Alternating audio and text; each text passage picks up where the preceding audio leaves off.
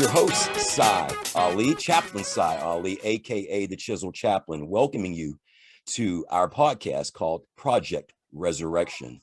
My guest this evening is soon to be, I think he's a legendary coach already. He might want to argue with me, but a coach of 19 years, not only on the high school level, but on a collegiate level. He started his coaching career at Northwestern State University in Louisiana. Nakatush, how am I pronouncing it? Nakatush? Natchitoches. Okay. Natchitoches. His alma mater, where he majored in broadcast journalism. And that's where your coaching career started. You played there and you coached there, correct? Coach McConnell started my coaching career, so I love him to death for that. Very good. He also coached at Texas A&M University, College Station, Texas.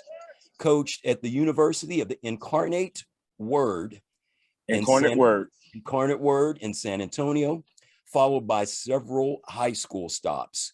Lakewood Centennial High School in Garland, Texas. In 2010, Temple High School in Temple, Texas, where Coach made it to the 5A regional finals. He coached at Seguin High School in 2013, made it to the 4A regional finals, and also at Wagner. Am I pronouncing that right? Wagner High School in Judson, Texas, and made it to the 5A. Is that UIC or ULC state tournament? UIL. So Texas is ran by the University Interscholastic League, the UIL. It's the biggest governing body in high school sports in America. Got you. And now currently he is the young men's, I don't like boys, young men's high school basketball coach at Northeast Early College High School in Austin, Texas. He is also an English teacher. He is also the cross-country coach. And for the record, in his first year, he took over a team that last year won 9 games, and he compiled a record of 26-12 this year and made a run into the playoffs to the second round and lost to Kingwood High School under questionable circumstances. We'll talk about that in a minute. In 2013, he was selected the honorary captain for the all-century team at his alma mater of Northwestern State University, celebrating their 100 years of basketball. In 2019 through 2020, he received the Community Award in San Antonio, Texas, for his impact in the community for the field of education. So not only is he an outstanding coach, he is an outstanding educator and an outstanding human being. Coach John Smith, welcome to the podcast, brother. Oh, man. Thank you for having me. I'm sitting around like, is that me? Yes. I was listening to you say all that. I was like, who? Yes, sir. Hey, now listen, honest to goodness, there is no way, if I did not know you, I would not believe that you had 19 years experience in coaching with that baby face. So you obviously don't age, brother, at all. So it works well for you. Hey, where are you at right now? You're at your high school. You're at a soccer game. Yeah. So one thing about myself, it's not all about our program. Even like some of my basketball players are actually on the track. I'm at the football stadium as we speak. The soccer team is playing, and this is their senior night. And when you foster a climate of campus culture, it has to be spread all around. And I felt like the Lord allowed me to do a good job coming to Austin, Texas, coming to this campus, fostering an environment of energy and enthusiasm. People have been coming out to our basketball games, excited about our season. At the same time, I have to make sure that I want to show those soccer kids that same support, because I might not coach soccer, but some of those juniors on the field are in my English 3 class. Those are my students. Absolutely. But also with me having the blessing of being the most successful coach on the campus this year, if I can show up to a soccer game, that lets all the kids and stuff know, hey, it's cool. Also, the student body and administration see that, I'm for the campus, not just my team. Right. Absolutely. So it's almost like ambassador-like skills too. You're representing not just from the basketball aspect, you're representing it from a human aspect, showing your face around. And obviously you're beloved on that campus. It's a blessing. When kids know the source of your devotion, it's easy for them to follow you. When they see you walking that walk, not just talking the talk, but walking the walk, and you're structured.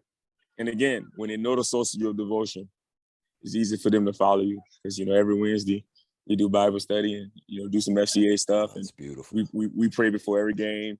And so the kids know, like I walk to the board and I put my arms out, that means link up. I don't even have to say it anymore. When it's nonverbal cues, that's when you know you have the structure down. The kids know. When I put them arms up, that means link up. It's time to pray. Absolutely. Well, you've obviously made an impact because going from a 9-game win season to 26 shows a lot about your coaching acumen, but also shows that you are a nurturer and a mentor. And I joke with people that are coaches and mentors. You're actually still, you're a minister. You're just not ordained because you're asked to do a lot, and that you're bringing the spirituality aspect into the school. I think that's a beautiful thing. Now, do they ever tell you how to separate church and state, or do they just kind of let you flow with it down there? Austin, Texas, you can flow. Austin is a blue dot in a red state. Austin is if you go to New York City, the boroughs is way different from Rochester, Buffalo, upstate. You go to Louisiana, you got New Orleans, and then you got the rest of Louisiana. New Orleans is nothing like the rest of Louisiana at all. Dallas, Houston, San Antonio has that Texas flow. But when you step inside the capital city in Austin, it's very diverse, it's progressive, it's free-flowing, it's open, accept people from all walks of life. The techies are here, the hippies are here. Yeah. You got Tesla moved here.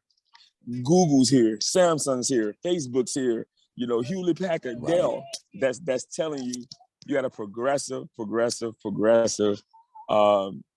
way of doing things in Austin. And it's at the corporate level, it's at the human resource level, it's the population, it's the people. And so in Austin, as long as you're ethical and you treat people right, and you respect people, individual preferences or whatnot.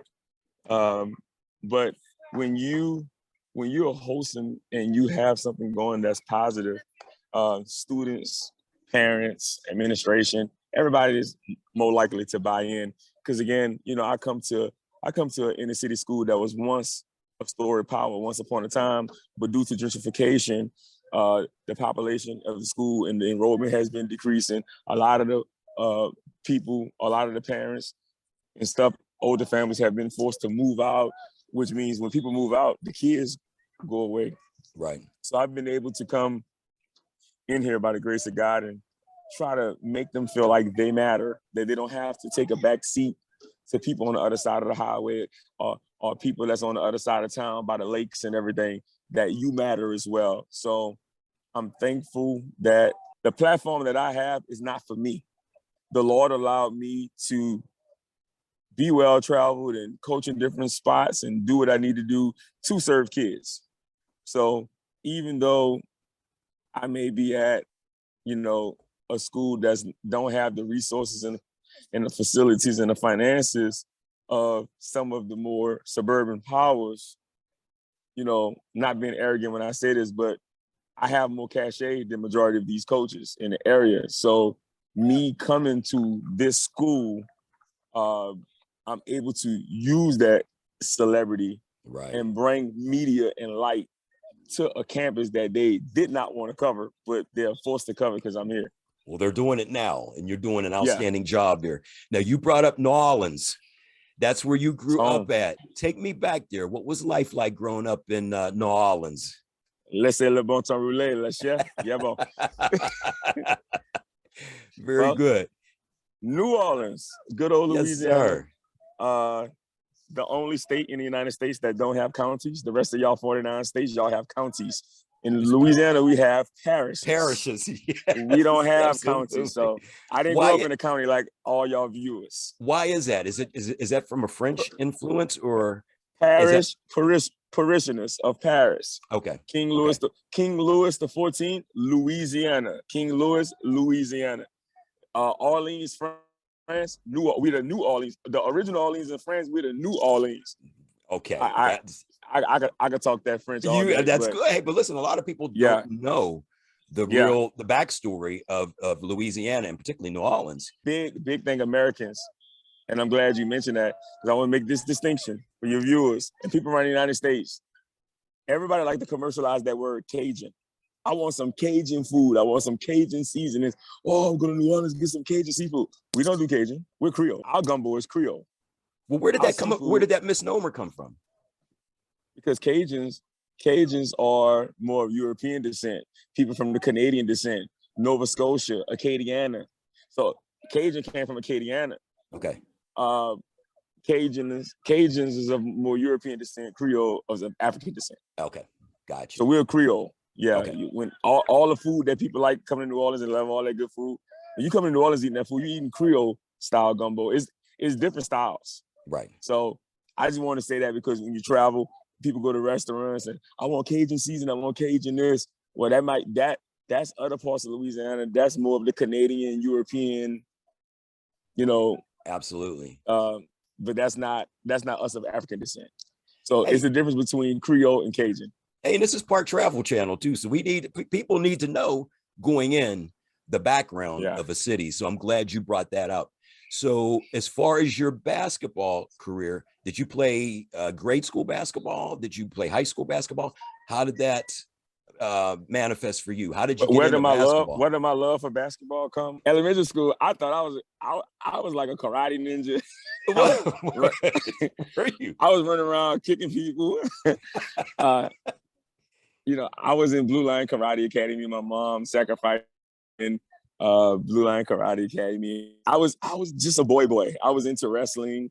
I was into karate and running track. And 5th grade going to 6th grade was the first time I touched the basketball. And it was magic. I went to public school from K through 5 and 7 through 12. Okay. Then 7 through 12, I was public school. 6th grade, my mother sacrificed and put me in a private school. She wanted to show me some diversity. And how was that? Sacrificed. It was enlightening, growing up in the housing projects in New Orleans. I needed that diversity, but it was cool. I made some good friends. But at that school, basketball really took off because I had classmates, and at those private schools, it's small classroom sizes. Right. Because you have a small population at those intense academic private schools. Every time we finished our work, that's all we did was go play basketball. So that was my 6th grade year. That's when basketball really took over. I could not get enough. Not bragging. I had a jump shot as soon as I started playing basketball. Really? You didn't? I had a jump shot before I could dribble. I had a jump shot before I could dribble. I started playing ball and I automatically had a 3-pointer. Like I'm shooting it. I was a shooter. The problem is the Lord didn't bless me with all his height. So sorry. I had a shooting guard's mentality. Okay. And the reality is, as you get older, you need to be a point guard. But I never really practiced my handles.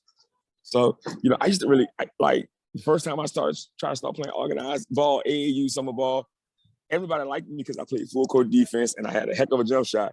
But right. I remember coaches throw me the ball and I couldn't get across half court. They'll trap me, take it from me. And that was a life-changing experience. So, Lord bless his soul, Dr. Philman Edwards, he was my principal in high school. He started calling me coach as a junior in high school. Everybody knew I was going to be a coach because they knew before me. My mind was I wanted to be a sports center. Stuart Scott, Lord bless his soul. Stuart Scott was my influence. I wanted to be a sports center anchor. Not saying that dream is over, but I wanted to be be an ESPN Sports Center anchor. Absolutely love that. I used to watch Stuart Scott, Chris Berman, those guys. I used to eat, sleep, dream Sports Center all day. I mean, my TV had one channel, Sports Center, ESPN. That's all I watched. Yeah. I was the kid at school. I could argue with people about stats all day. I remember records, stats, sports. And I was very argumentative when it came down to sports. I'm John A. Smith. So Stephen A. Smith, he's stealing my thunder. I was John A. Smith. See that? See? Yeah. And I still knew it. Notice, I use my middle initial all the time, John A. Smith. So he come out there, Stephen A. Smith. I'm like, come on, Stephen. But he blew up before me with it, so he can have it. It's okay though. I'm still coming with my John A. Smith. Oh yeah. You got plenty of time here. I told my college coach I wanted to coach, so he showed me the ropes. He showed me actually, cutting film. I did everything. He said, if you want to be a coach, you have to learn that. You have to learn the whole ins and outs. Learn how to do laundry.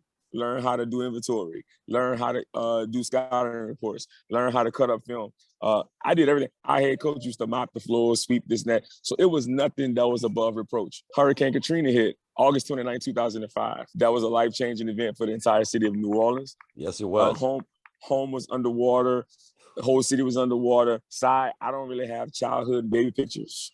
I got one baby picture, to my knowledge. Everything was underwater. All my childhood basketball trophies, karate medals, sports memorabilia, elementary yearbooks. Unfortunately, I grew up in New Orleans and I don't have the memorabilia that everybody else have. Poems I used to write in second and third grade that my mom and them loved. All that little stuff that a lot of people that live in cities with elevation have. I don't have none of that. All that was underwater and swept away in the Gulf of Mexico somewhere. It's probably rubbish somewhere in Peru. My childhood trophies might be on the coast of Chile or something. you know how that's you went there a little bit sooner than I thought you was, because we talk about overcoming adversity. How did that day in that period, how did that affect your family? I tell you, you had to uproot out of there, right? You lost your whole home. My mom got evacuated to Red Cross, Alabama. And my grandmother had 6 children. My Uncle Al wound up in Baton Rouge, Louisiana. My mom and my baby brother, Lord bless his soul, as I just lost my baby brother last month. My mom and my brother was in Birmingham, Alabama at Red Cross. Somehow a bus evacuated them, took them east. I had a couple of aunts in Houston, and I had one aunt. My Aunt Andrew was in San Antonio. A buddy of mine works for Red Cross, so I was able to get with him and look, he was able to look through the database as I gave him the name of each of my family members, and he told me what each one of them were, which is how I would end up in San Antonio. If my Aunt Andrea wasn't in San Antonio, where do you think you would have ended up at? Where do you think you would have ended up at had she not been in San Antonio? I was sending my mom where. Well, I didn't end up in San Antonio. I ended up in Killeen, Fort Hood. If my aunt wasn't in San Antonio, I probably would have wound up sending my mother to Houston, because I had got this organization called Angel Flight and everything. They give emergency flights during a disaster. Right. So I sent my mom to San Antonio from Birmingham, Alabama, because once I relocated my whole family, I was kind of navigating from behind the scenes. 3 of my aunts were in Houston already, and my Aunt Andrew was in San Antonio.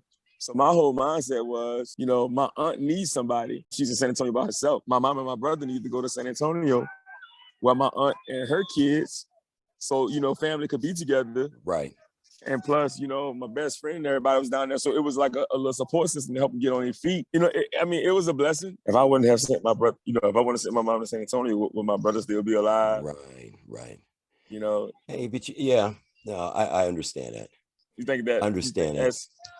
But yeah, but San Antonio was a blessing. I mean, wouldn't have my brother's kids.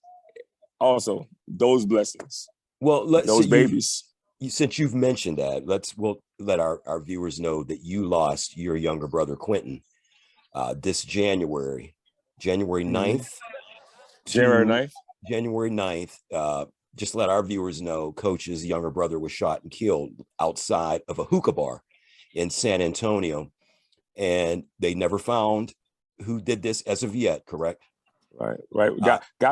Finally got some surveillance going on, and so it's a reward out. Got the vehicle. Got like a little.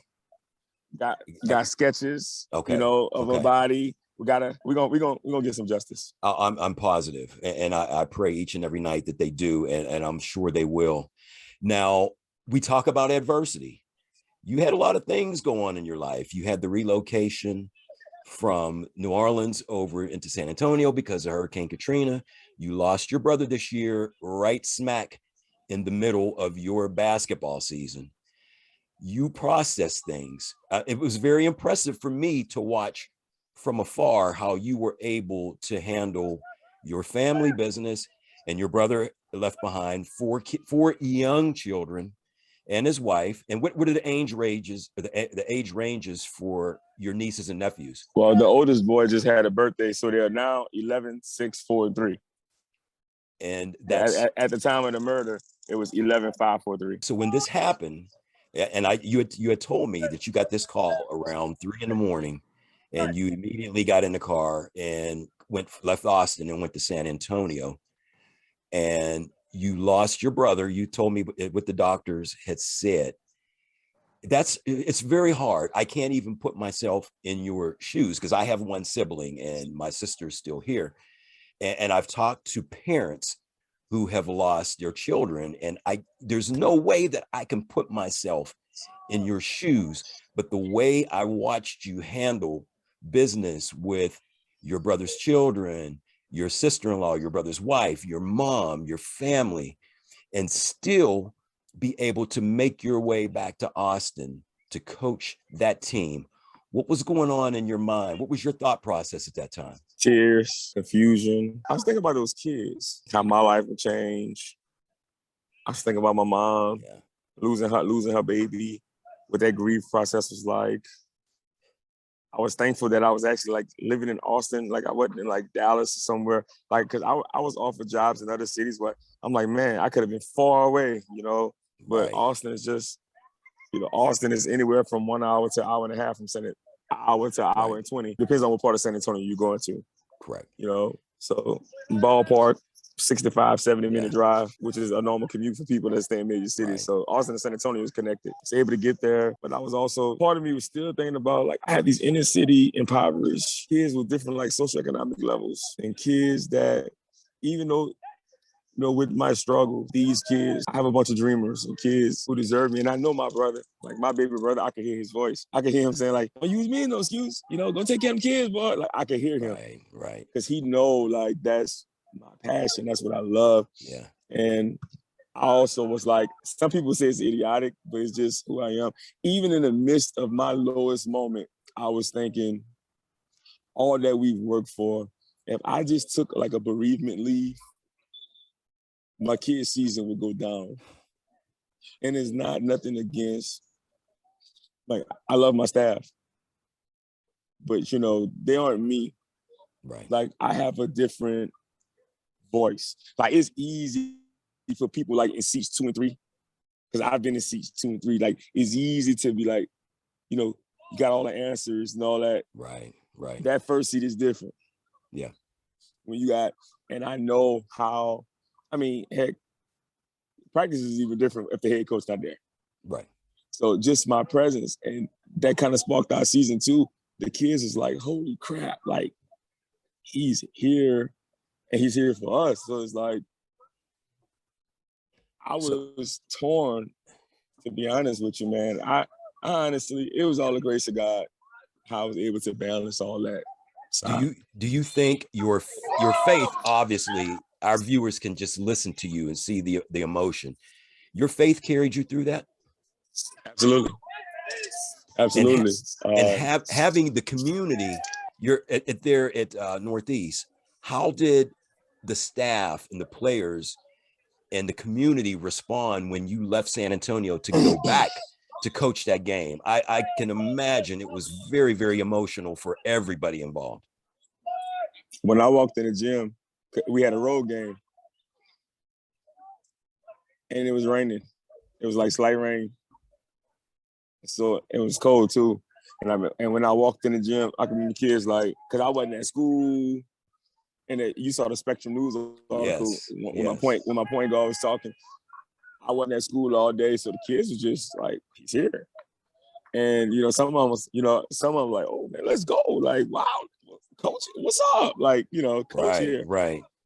And then, you know, but most of them was kind of coming up, hugging me like, you all right? And then the opposing coach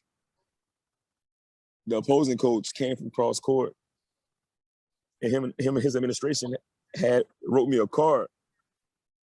And that made me feel good. Like, wow, you know, I was receiving cards from other coaches in the district and stuff. Right. And heck, I mean, they rallied behind me. People knew what I was going through, and I was keeping the resolve. I mourned in silence. I cried when I was alone. Right. It hurt. It had to. But let me ask you, it sounded like this was a turning point with your team. Because I can recall you guys were maybe laboring a little bit, and I followed, you know, all the games that I could follow. But it seemed like after that, the team shifted a couple of gears, and you all just kind of started really pushing forward. the cohesion really came together. I think the turning point, the first turning point of our season is when we went down to Houston in December and won the tournament. And that's when our kids first started kind of be like, hold on. Right. This new coach might not be bad. We ain't garbage. We can do this. Because remember, I got the same group of kids that won 9 games last year. And then some of those kids was on the football team that won 2 or 3 games. So they were kind of like accustomed to losing. Then my stubborn butt get hired. And I'm like, I don't care about y'all being here. I'm here, and y'all gonna meet me here. And those who coming along for the ride, we're gonna be here. Right. But when the kids saw my sacrifice, that was a changing point because now excuses was eliminated. Right. Because it's like, if I could think about y'all in the midst of this, y'all can't play for each other. That had to have resonated with them. And I'm sure you walking in there was a surprise, but to me, that shows your character and that your leadership qualities. And I think anybody who deals with you can see that right away, that your passion, your faith, your spirituality, and your competitiveness. Because when you said you're up here, you want the kids up there with you, that's throwing out the gauntlet to these young people. When I took the job, I told them in July, and they all can back me up. I said, we're going to win 20 games, and we're going to the playoffs. And they looked at me like, oh, I love it. Love it. This dude. Love that, coach. Yeah. Like, I know, like, what is this dude smoking? What's he smoking? Right. We're going to win 20 games, and we're going to the playoffs. I said, guys, that's the first goal. 20 in the win column, going to the playoffs. As we kind of started going along, the kids like, man, hold on, we can do this. But and you did. Season, you actually exceeded that. You won 26 games, correct? You went 26 and 12. So you actually well exceeded your goal that you laid. I'm sure you would have loved to have gone deeper in the playoffs. Let's talk about that, because you and I chatted a little bit about that game. We should have won 30 games this year, but how we gave away some games. And what about this last playoff game that you lost with Kingwood? Do you think that there was some discrepancies among the officiating there? Can you say this on air without getting in trouble? I don't want to get you in hot water. No, I just say this. After the game, I told my kids, I even put it out there on social media, grace in the face of defeat. Grace in the face of defeat. Sometimes you have adversity and bad calls that go against you. Same thing's going to happen to you in the game of life. If I had to play Kingwood Park again, I would choose a different chapter of officials and we would be victorious. But kudos to that staff. They did what they had to do under the circumstances. I don't bash, I'm professional. But I just felt like my kids deserve better. Right. And, we should have went another round in the playoffs. But there's a competitor in me. Right. But I am ethical, I love sportsmanship. So, I'm not going to sit here and bash the officials, but all the fans and the administration, everybody came to the game. Right. They saw it. Yeah. Understood. They saw it. And it is what it is. It's, not crying over spilled milk. It's a lesson learned. Sure. Yeah. It's a lesson learned. Because in Texas, we can actually veto officials. So I'm kind of mad at myself because, I didn't have to agree to use that chapter, but I did. Right. Yeah. In Texas, you could choose. But that particular chapter had been really, really good in the past in certain schools I was at. Right. And that chapter still has some really good officials. I just got a bad batch that night. So is this so for Texas, the coaches can choose what group of referees? I don't know. I've never heard that. Is that in other states as well? Just Texas. I don't know. I don't know about the states. Texas, Okay. We run professional in Texas. The I head see. coaches, I see. we come together and talk about what chapter of officials we want to use from what area. Okay. Okay. If we don't like something, we can scratch it and deny it. Understood. And you do So that. one thing about Texas, you do that with the opposing coach. You there together or yes, no? yeah, okay. We can. Yeah, okay. we talk on the phone. We agree. Even with your games, like with your home game, you can assign. If we don't like refs, we're scratching. It's Texas. So it's like being in a courtroom. Two attorneys don't want to witness. We don't want this on. We don't want this person on the juror. We can just scoot them out. In Texas, we'll scratch you. Interesting. The assigner email us ahead of time. Hey, these are 3 officials you're gonna have for Friday. We've been to look at those names, click on the profiles. Nah, don't send him to my gym. Understood. Hey, let me ask you. So you started with collegiate coach in Division I and went to high school. How was that transition, and what are the fundamental differences of coaching Division I college athletes and high school athletes? Did you have to kind of change tracks in your coaching methodology, or no, it's just young people and you just roll? I'm the same people. College kids are better skilled. The bigger, stronger, faster. Yeah. Okay. Game of basketball don't change. Collegiate athletics got more politics with it, right? With boosters and administration and egos, because people at the collegiate level, you got guys that was told it was this, and that. They was coddled their whole life. So some kids get to college and they coach for the first time and they transfer and they can't handle it. Right. They don't like being told the truth. Interesting, coach. Yeah, the generation. No, I mean the generation overall. Mental midgets. So NFL, NBA, college, this whole generation. I guess it doesn't matter. So you notice you've been coaching 19 years, and I'm a youth mentor in the school districts around Pittsburgh. I just noticed that the kids, they're I don't want to say they have a sense of entitlement, but is it just different generational? They do. Because they do. All right. I say it. Fair enough. They don't want to work for nothing. They don't believe in the process. They don't want to work for nothing. That's why on a collegiate level, you got this thing called a portal out. Football and basketball kids transfer out. And is it me, coach, or do they transfer more and more nowadays than they did before? They transfer more and more. If they ain't getting playing time right away, or that's it. Coach Smith, why ain't getting more minutes? Son, why you can't make left-hand layups? It's funny. Honest question. Coach, you keep pulling me out. You keep getting back door, bringing down our team defense. And that's what these kids had to get used to. They didn't know I had I'm a nurturer, but I also got that quick mouth too. Right. And they wasn't used to they say something up right back at them. We not slandering kids. I don't berate kids and talk. I just hit them with stone cold facts with a straight face, no emotion. Hey, coach, I should be playing more. You should be getting more stops. And and they're like, oh dang. I mean, I'm just right. Yeah. Son, coach, why you don't let my son shoot more? I let your son shoot every day. Your son shoot in practice every single day. You're not making a lot. So I'm not letting him shoot in the game. Right. Your son shoot every day. Every day. When your son start making them, make him shoot in the game. There you go. Listen, I understand high school basketball is competitive. This wins and losses.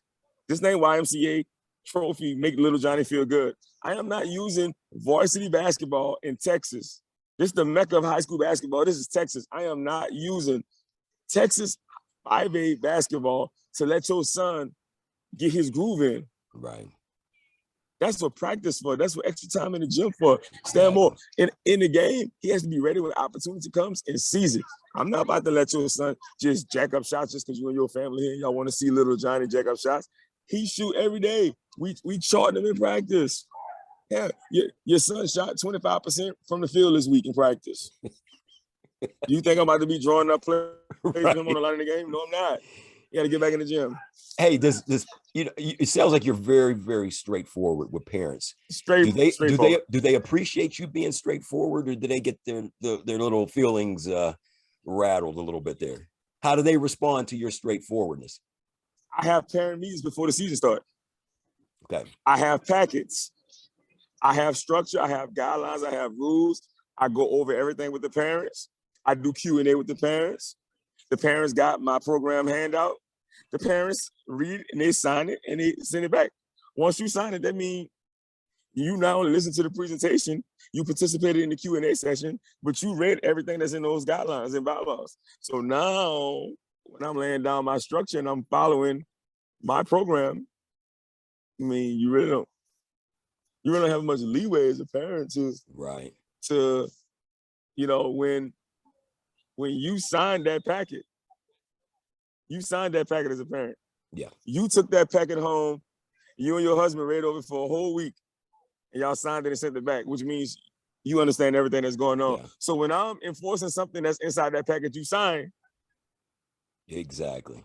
Well, Coach, I didn't know. Ma'am, that was on page 2, second paragraph. You and your husband signed that. Yeah. Well, I think it's good. It's refreshing to hear that you're straightforward.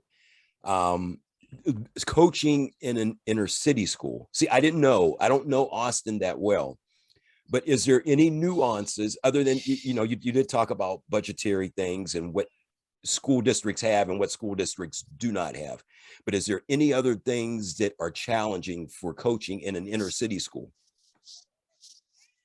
Emotional trauma, emotional distress. Yeah. Teen pregnancies, low socioeconomic, financial issues, kids not being kids having to be parents, single parent homes, kids taking care of their little siblings. You see kids, it all. You see it all. Yeah. When you coach at an inner city school, it's a blessing if you can consistently field the team at times. Yeah. The kids got so much stuff going on. So if I got a Saturday practice and the kid's like, Coach, I can't make practice, I got to work. If you that coach that you're going to be penalizing the kid, this, that, and the third, then you don't need to be coaching in this environment. You might need to go to one of them suburban schools. Because how am I going to get mad at a kid for missing Saturday practice? He got to work. He's a breadwinner in this family. I thank him for his Monday to Friday participation. Saturday is the time the kid may got to make up hours. I work with him. I work with kids on the basis by basis, situation. You got to understand the environment, your neighborhood, where you are. I'm glad to hear that you don't necessarily administer a blanket approach, because there's so many individual issues per child or per kid that you have to deal with. And it's refreshing to hear that you don't just use a blanket approach and say, okay, this is the way I'm going to do this. Because working in inner city schools, you got a lot of different dynamics, correct? I treat every kid different, but I treat them all fair. Very good. Very good. Well, you know what? You're doing a phenomenal job down there, man. And it sounds like the community recognizes what you're bringing to the table. And I got to ask you a question, though. I know you being from New Orleans, you a crawfish guy? Man, I'm telling you, I see to eat a whole 5-pound bag. Hey, I got to tell you the story. Now, I was working as a security manager for a pipeline project in Mississippi and Arkansas. I was responsible for 122 miles of a pipeline project. It ran through 3 counties in Mississippi, underneath the Mississippi River, in 7 counties in Arkansas. So I had to utilize off-duty sheriff deputies at night to make sure that there was no tampering with the pipeline and no theft, no damage or destruction. So I got to know all these county sheriffs of this 120 miles. So one night I was invited to a crawfish boil with one of the sheriffs who was running for re-election. I was his invited special guest. I was like a foreigner trying to figure out how to operate and pick crawfish. It was so bad, Coach. I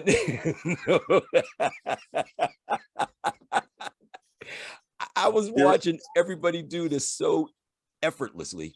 And I'm throwing them away. I was watching that quick. Look, pinch, twist, done. You would have thought I was Look. from Mars trying to figure that out. They felt so bad for me. The women came over and just picked them off for me. But honestly, once I ate them, man, I was hooked on them. The taste is just phenomenal. Well, you know, South Louisiana, you know, we suck their heads for the juice, make your nose run I see a little bit. I see that. Tail, crunch, throw it away, done. Like I'm saying, I mean, depending on how, like, if I had other food that day, I could eat a 5-pound bag. If I didn't eat nothing, how many could you eat? I eat a 10-pound bag. Oh wow, that's pretty impressive. A 10-pound See, people thinking about all the crawfish in the bag weigh 10 pounds, but I'm only eating the tail. Right.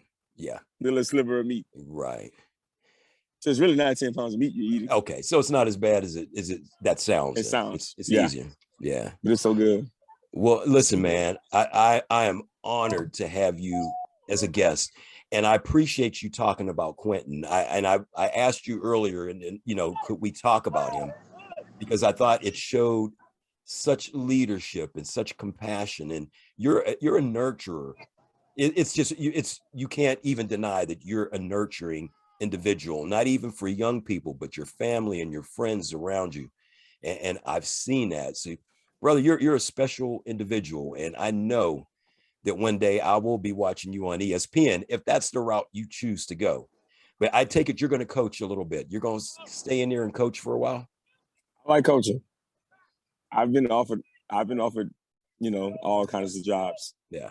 You know, I was even offered a military instruction job to be a military instructor, you know, for like 90-some thousand. Turned that down. I was offered, but I like teaching. Well, I like coaching. I like coaching. Well, you do it all, and I think you do it with a sense of style and a sense of humility that you just don't see with a lot of people. So I do believe that God has tapped you to do wonderful things with young people. And that's what I wanted to showcase on this podcast, those shining points of lights in the community, man. You're a rock star down there, and I'm honored to have you on as a guest, bro. Well, I mean, thank you for those words of encouragement. I'm blessed that I have the mindset that I don't view myself as no rock star or no celebrity, nothing like that. You know, I'm just a 5'6" short basketball coach running the sidelines like Avery Johnson. You know, remember Avery Johnson used to talk for Spurs? Yes, absolutely. I gotta pass the ball to the Admiral. Avery's from New Orleans as well. I know that. I mean, that's a beautiful. He's a mentor. You got him. He's a mentor. You got him spot on, man. That was beautiful. He's a mentor. That's awesome, man. That's awesome. But I just, again, everything about me is just devotion first. Letting the Lord use me. I do have a lot of passion and energy. Remember this, traits that some treasure, some ridicule. But the thing about yourself, anybody that's watching this, always be you. I got to where I am now because I have a strong confidence in myself. You know, some people say it could be short man syndrome. It's never been arrogant. I just believe in myself. I've always had people tell me what I can't do. And I've actually offended people because their opinions don't bother me. Like, oh, you're not this, or you're not good, or you never do this. Right. I hear you. And it's like people actually want you to be affected by their negative comments to you. And so I've been so focused on that man in that mirror, that so driven that people that was throwing slugs and dirt and trying to pull you down, I refuse to let it happen. Yeah. And then when you have a belief in yourself, you have people, see, insecure people are the people that pass the most ridicule, because people that got stuff going for themselves, people that's confident, people that got a mission that's driven, they don't have time to sit around talking about, when you got something going, you don't have time to sit around talking about who he think he is or this person think. It's always the people who ain't got nothing going for themselves or the people that's insecure. Right. Absolutely. Always. Same thing with like you working out. you got people that sit around and don't want to do nothing health and fitness for themselves, and they want to sit around and ridicule people that work out. Why this person meal prepping? This person always in the gym. You get up and do something. Right, exactly. God dang it! Why you always Exactly. gotta comment? Yeah. Do something with your life. And that's the same thing with basketball. You know, Yeah. a lot of people love me at the high school and both the college level, but I've also had some people at the collegiate level that resented me. I've never done anything wrong. Like, I don't have enemies, but it was people in the collegiate business that saw me as a threat. Like, well, you know, if I hire John Smith, you know, his personality is so contagious. Our university president, chancellors, and everything will start liking him. He'll take our jobs. You do, and that's another podcast we'll have. I give you the other side of collegiate athletics, the difference between I'm sure blacks and whites in collegiate athletics, like how we labor and still don't be getting jobs. Like, I should be a Division I head coach, but I get into that story. I save that be another special episode. We will definitely revisit this, but I wanted to have you on. And I'm proud of you, brother. I am. I'm proud. You're doing a fantastic job down there, and keep doing what you're doing. And you know, whoever wants to throw smoke at you, let them throw smoke. Though you're above all. I don't worry about that. Absolutely, I don't worry about that. You know, and it's crazy part about it. People who throw smoke know that about me. Absolutely. Yeah, absolutely. I've had a friend tell me, man, I heard this man talk about you. He was like, you know, John Smith, this, that, and third, but it don't make no sense telling him because, you know,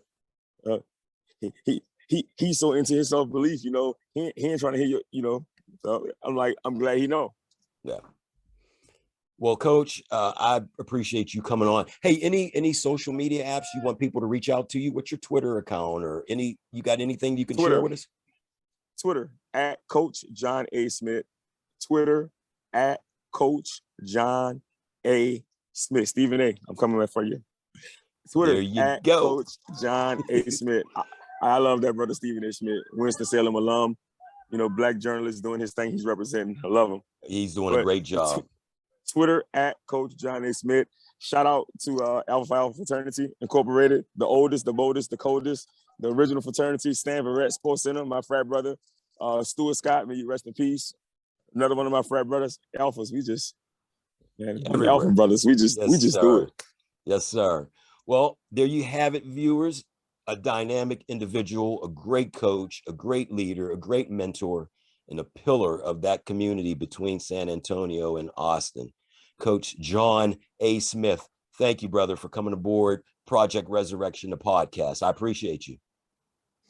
Thank you for having me. God bless you. And to all the viewers that tuned in, the Northeast, the Northwest, the Midwest, the South, the Southwest, appreciate you. And to all my Alpha brothers out there, 06. All right, brother. God bless you, man. Good to see you. Thank you. All righty. Take care. That was our guest, John A. Smith.